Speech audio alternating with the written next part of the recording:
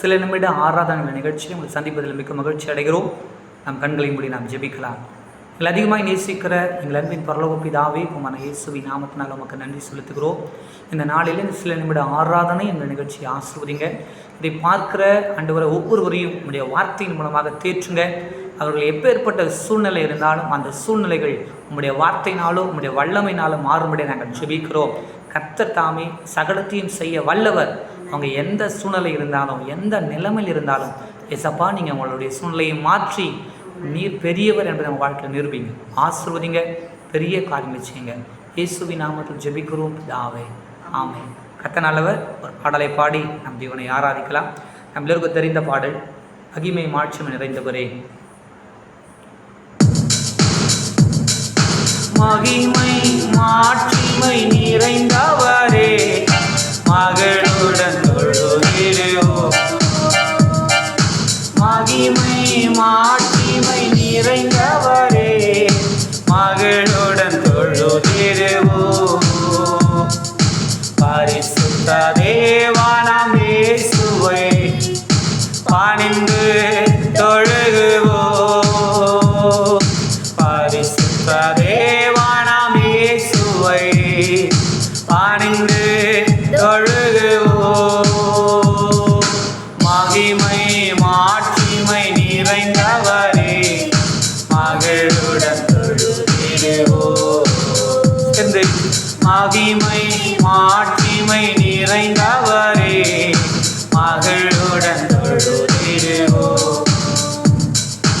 உன்னத தேவன் நீரே, ஞானம் நிறைந்தவரே. உன்னத தேவன் நீரே, ஞானம் நிறைந்தவரே. முழங்கால் யாவுமே பாரினில் மடங்கிடுதே. எல்லாரும் சேர்ந்து உயர்ந்தவரே, சிறந்தவரே, என்றும் தொழுதிடுவோம். தடிமை ஆராதிக்கிறோம். உயர்ந்தவரே, சிறந்தவரே, என்றும் தொழுதிடுவோம். எல்லாரும் சேர்ந்து ஆராதிக்கலாம். மகிமை மாட்சிமை நிறைந்தவரே, மகளுடன் தொழுதிடுவோம். மகிமை மாட்சிமை நிறைந்தவரே, மகளுடன் தொழுதிடுவோம். ஒருவரும் சேரா ஒளியே, வாசம் செய்பவரே. ஒருவரும் சேரா ஒளியே, வாசம் செய்பவரே. ஒளியினை தந்துவே இதயத்தில் வாசம் செய்யும். ஒளி நிறைவே, அருள் நிறைவே, என்றும் தொழுதிடுவோம். ஒளி நிறைவே, அருள் நிறைவே, என்றும் தொழுதிடுவோம். சொல்லலாம் எல்லாரும் சேர்ந்து. மகிமை மாட்சிமை நிறைந்தவரே, மகளுடன் தொழுதிடுவோம். மகிமை மாட்சிமை நிறைந்தவரே, மகளுடன் தொழுதிடுவோம். கர்த்தர் நல்லவர். இந்த நாளில் இந்த சில நிமிட ஆராதனை நிகழ்ச்சியில் கர்த்தர் உங்களை ஆசீர்வதிப்பாராக. வேதத்திலிருந்து ஒரு வசனத்தை நாம் வாசிக்கலாம். மத்தேயு சுவிசேஷம் 25ஆம் அதிகாரம் 21வது வசனத்தை நாம் வாசிக்கலாம். அவனுடைய எஜமான் அவனை நோக்கி நல்லது உத்தமும் உண்மையும் உள்ள ஊழியக்காரனே, கொஞ்சத்திலே உண்மையாயிருந்தால் அநேகத்தின் மேல் உன்னை அதிகாரியாக வைப்பேன். போதும். இந்த சம்பவம் நிறைய பேருக்கு நம்ம நிறைய முறை பிரசங்களை கேட்டிருக்கலாம், நிறைய இடங்களில் பிரசங்களை நாம் கேட்டிருக்கலாம், பல விதங்களில். ஆனால் இன்றைக்கு நாம் பார்க்க போகிற தலைப்பு நல்லது. ஆண்டவராகிய இயேசு ஒரு ஓமையை, ஒரு விஷயத்தை அங்கே சொல்கிறார். அப்படி சொல்லும்போது அவனவன் திறமைக்கு தக்கதாக அப்படின்ற ஒரு வார்த்தையை அங்கே மென்ஷன் பண்ணுறார். நீங்கள் அந்த அதிகாரத்தில் நீங்கள் போய் வாசித்து பாருங்கள். மத்தேயு சுவிசேஷத்தில் அப்போது அவன் திறமை தக்கதாக கொடுக்கப்படுகிறதான ஒரு வேலை, தாளந்தை கொடுக்குறார். அந்த தாளந்தை 5, 2, 1 என்ன பண்ணுறாரு, கொடுக்குறாரு. அப்போது அந்த தாளந்தை வாங்கினவர்கள் அதை எப்படி பயன்படுத்தினாங்க என்பதை இயேசு நமக்கு காட்டுறார். இப்போது இந்த இடத்துல இயேசு நல்லது என்று யாரை சொல்கிறார் அப்படின்னு சொன்னால், 5 வாங்கினவன் 10 மாற்றினான், அவனை பார்த்து தான் சொல்கிறாரு நல்லது. அப்போது ஆண்டவராக இயேசு கிறிஸ்து உங்களையும் என்னையும் பார்த்து நல்லது அப்படின்னு அவர் சொல்லணும் அப்படின்னு சொன்னால், ஆண்டவர் எதை நம்மிடத்தில் கொடுக்கிறாரோ அவர் விருப்பத்தின்படி, அவருடைய சித்தத்தின்படி அதை நம்ம செய்து முடிக்கணும். அதைத்தான் ஆண்டவர் விரும்புகிறார். இந்த இடத்துல நல்லது அப்படின்னு சொல்லி ஆண்டவர் சொல்கிறார். அவங்க 2 பேரை மட்டும்தான் நல்லவர்னு சொன்னார், ஆனால் ஒருத்தனை சொல்லலை. ஒரு தாளந்தை வாங்கினவன் புதைத்து போட்டான், 2 வாங்கினவன் அதை தன்னுடைய திறமையினால் அதை அதிகமாக மாற்றினான், 5 வாங்கினவன் அதை அதிகமாக மாற்றினான். அப்போது கொடுத்தவர்கள் 5 வாங்கினவங்க அதை மறுபடியும் 10 என்ன பண்ணாங்க, மாற்றிட்டாங்க. 2 வாங்கினவங்க அதை 4 என்ன பண்ணாங்க, மாற்றிட்டாங்க. ஆனால் 1 வாங்கினவன் புதைச்சி போட்டான். இப்போது ஆண்டவர் இந்த தாளந்துகளை வாங்கினவர்களை கூப்பிட்டு அவர்களை சந்தித்து அவர்களை பார்த்து சொல்லுகிற ஒரு வார்த்தை தான் நல்லது. பிரியமானவர்களே, ஆண்டவர் நம்முடைய வாழ்க்கையில் நம்மை பார்த்து நல்லதுன்னு ஆண்டவர் எப்போ சொல்லுவார் அப்படின்னு சொன்னால், ஆண்டவருடைய சித்தத்தை அறிந்து அவருடைய விருப்பத்தை அறிந்து எந்த ஒரு மனுஷன் வாழ்கிறானோ அவனை பார்த்து தான் ஆண்டவர் நல்லதுன்னு சொல்லுவார். இந்த இடத்துல அவர் பிரயாணப்பட்டு போகும்போது தாளந்துகளை கொடுக்குறாரு, அவனின் திறமைக்கு தக்கதாக கொடுக்குறாரு. அதை யார் சரியாய் பயன்படுத்தினார்களோ அவர்களை பார்த்து தான் அவர் நல்லதுன்னு சொல்கிறார். இப்போ உங்களுக்கு சொல்கிறேன், நம்முடைய வாழ்க்கையை ஆண்டவர் நம்மிடத்தில் கொடுத்துருக்கிறார். இந்த உலகத்தில் வாழும்படியான வாய்ப்புகளை கர்த்தர் நமக்கு கொடுத்திருக்கிறார்.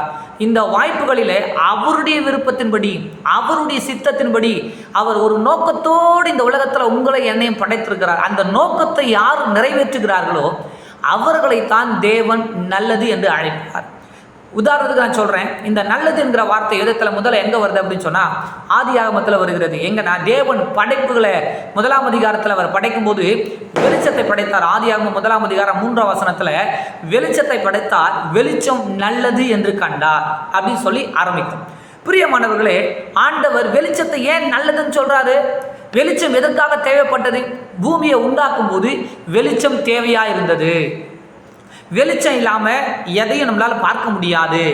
அப்போ ஆண்டவருடைய நோக்கம் பூமியில் வெளிச்சம் வேண்டும் என்பதற்காக வெளிச்சம் உண்டாக கடவுது என்றால் வெளிச்சம் உண்டாயிற்று. அப்போது தேவன் தன்னுடைய சிந்தனையில், அவர் சர்வ ஞானி, சர்வ வியாபி, சர்வ வல்லவர், அவர் சிந்தனையில் யோசித்து வெளிச்சம் இப்போ பூமிக்கு வரணும் அப்படின்னு சொல்லி அவர் நினைக்கிறாரு. வானத்தில் வெளிச்சம் உண்டாகணும், பூமியில் வெளிச்சம் உண்டாகணும் அவர் நினைக்கிறாரு. வெளிச்சம் உண்டாச்சு. வெளிச்சம் வந்தால் பூமியில் என்னென்ன நன்மை வரும்னு அவருக்கு நல்லா தெரியும்.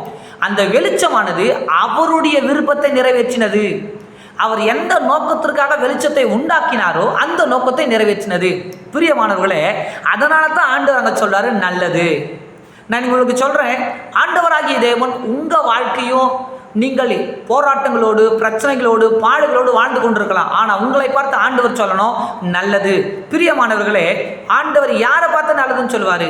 எந்த ஒரு மனிதன் தேவன் தன்னை உண்டாக்கின நோக்கத்தை நிறைவேற்றி முடிக்கிறானோ அவனை தான் நல்லது என்று சொல்லி ஆண்டவர் ஆசீர்வதிப்பார். பிரியமானவர்களே, நிறைய பேர் சொல்லுவாங்க, எனக்கு நிறைய பாடு இருக்குது, எனக்கு நிறைய பிரச்சனை இருக்குது. ஆனால் வேதம் அங்கே தெளிவாய் சொல்லுகிறது. அந்த 25ஆம் அதிகாரத்தில் நான் வாசிக்கும் போது என்ன சொல்லப்படுதுன்னா, அவனவன் திறமைக்கு தக்கதாக இந்த உலகத்தில் வாழ்கிற ஒவ்வொரு மனிதனுக்கும் ஏற்ற சூழ்நிலையை, தாளந்துகளை மேற்கொள்ளக்கூடிய காரியங்களை ஆண்டவர் கொடுத்திருக்கிறார். அதை வைத்து தான் ஆண்டவர் நம்ம வாழ்க்கையில் சகல காரியங்களை கொடுக்கிறார். இனிமேல் தயவு செய்து ஆண்டவரே என்னால் முடியாத காரியங்களை கொடுத்துட்டீங்கன்னு சொல்லாதீங்க. உங்கள் தகுதிக்கு ஏற்ப, உங்களுக்கு பலனுக்கு ஏற்ப அவர் காரியங்களுடைய கருத்தில் கொடுக்கிறார். நீங்கள் அதில் தேவ சித்தம் என்ன, தேவ விருப்பம் என்ன அப்படின்றத நீங்கள் ஆராய்ந்து அறிந்து அதை செய்யும் பொழுது நிச்சயமாக அதுக்குரிய ஆசீர்வாதத்தை பெற்றுக்கொள்வீர்கள். அங்கே ஆண்டவர் சொல்றாரு, எஜமானுடைய சந்தோஷத்துக்குள்ள பிரவேசி. நீங்கள் நல்லது என்கிறதான அந்த ஆசீர்வாதத்தை பெற்றுக்கொள்ள வேண்டும் என்று சொன்னால், பெற்றுக்கொள்ள வேண்டும் என்றால் நீங்கள் அவர் எதற்காக இதை கொடுத்தார்? சர்ச்சில் பாய்ப்புற ஊழியம் எதற்காக கொடுத்தார்? நிறைய பேர் அதை அற்பமாக எண்ணுவாங்க.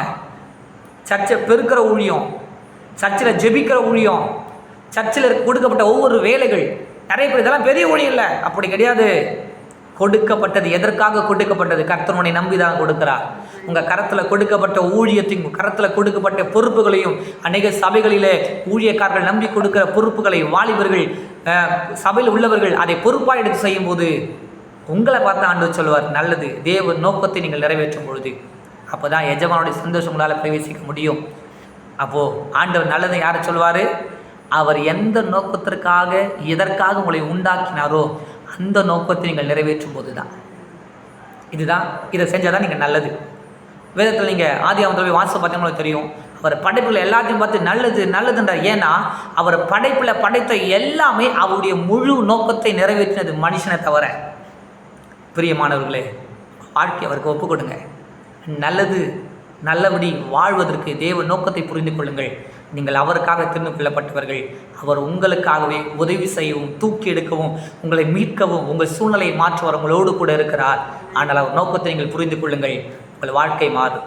நான் ஜெபிக்கிறேன். எங்களை அதிகமாக நேசிக்கிற எங்கள் அன்பின் பரலோக பிதாவே, குமாரன் இயேசுவின் நாமத்தினால நம்முடைய சமூகத்தில் வருகிறோம். இந்த நாளில் நல்லது என்கிற தலைப்பை நாங்கள் பார்த்தோம்.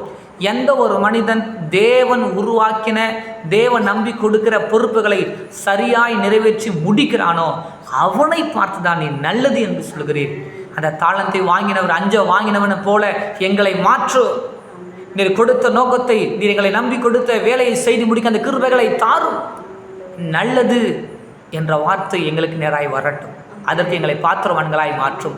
இதை பார்த்து கொண்டிருக்கிற ஒவ்வொருடைய வாழ்க்கையில அவர்கள் யோசிக்கட்டும், நாம் தேவ நோக்கத்தின்படி வாழ்கிறோமா, தேவ சித்தத்தின்படி வாழ்கிறோமா என்பதை யோசித்து மனம் திரும்ப உதவி செய். நம்முடைய கரத்தைகளை ஒப்பு கொடுக்கிறோம். ஆசீர்வதி. இயேசுவின் நாமத்தை ஜெபிக்கிறோம் பிதாவே, ஆமென். தொடர்ந்து நாங்கள் உங்களுக்காக ஜெபித்துக் கொள்கிறோம். உங்களுடைய ஜெப விண்ணப்பங்களை, உங்களுக்காக ஜெபிக்க வேண்டிய காரியம் இருக்கும் என்று சொன்னால் கமெண்ட்ல எங்களுக்கு தெரியப்படுத்துங்க. கர்த்தர் தாமே உங்களை ஆசீர்வதிப்பாராக. அடுத்த நிகழ்ச்சியில் நாம் சந்திப்போம். God bless you.